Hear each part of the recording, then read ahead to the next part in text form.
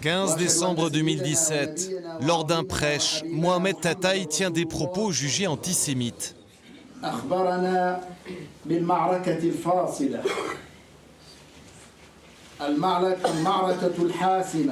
Cette vidéo vaudra à cet imam algérien installé en France depuis 30 ans une mise en examen pour incitation à la haine raciale.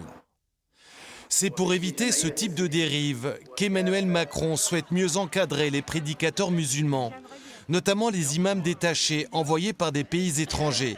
Le président de la République n'en veut plus.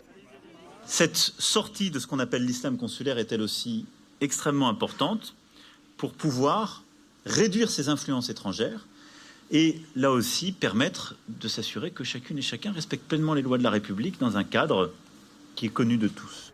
À la mosquée de Colomiers, rares sont les fidèles qui acceptent d'évoquer le sujet. Certains adhèrent au discours présidentiel.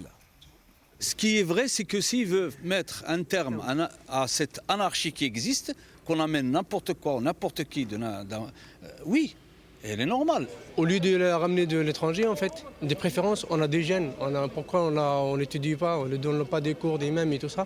Parce que nous, on n'a pas les mêmes, des fois, on n'a pas les mêmes traditions avec les étrangers. Eux, ils ont leur culture et nous, on a notre culture française.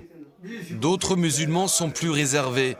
C'est le cas d'Amar Mokran, très impliqué dans la gestion de cette mosquée. Moi, je suis le premier à demander un imam ici, en France, avoir fait des études en France et être français. Bien sûr, c'est pourquoi tout le monde en profite. Mais est-ce qu'aujourd'hui, on a des imams pour faire face à la demande? Il n'y en a pas, c'est pas vrai. Un constat partagé par l'imam de la mosquée. Ce Marocain n'est pas détaché par son pays, mais la présence de prédicateurs étrangers ne l'inquiète pas. Les imams détachés qui viennent des pays du Maghreb diffusent un islam modéré. Je parle au nom de mon pays, le Maroc. Il est impensable qu'il envoie des personnes extrémistes. L'État marocain lutte aussi contre l'extrémisme. Actuellement, il y a 300 imams détachés en France, près de 150 Turcs, 120 d'Algérie et une trentaine du Maroc.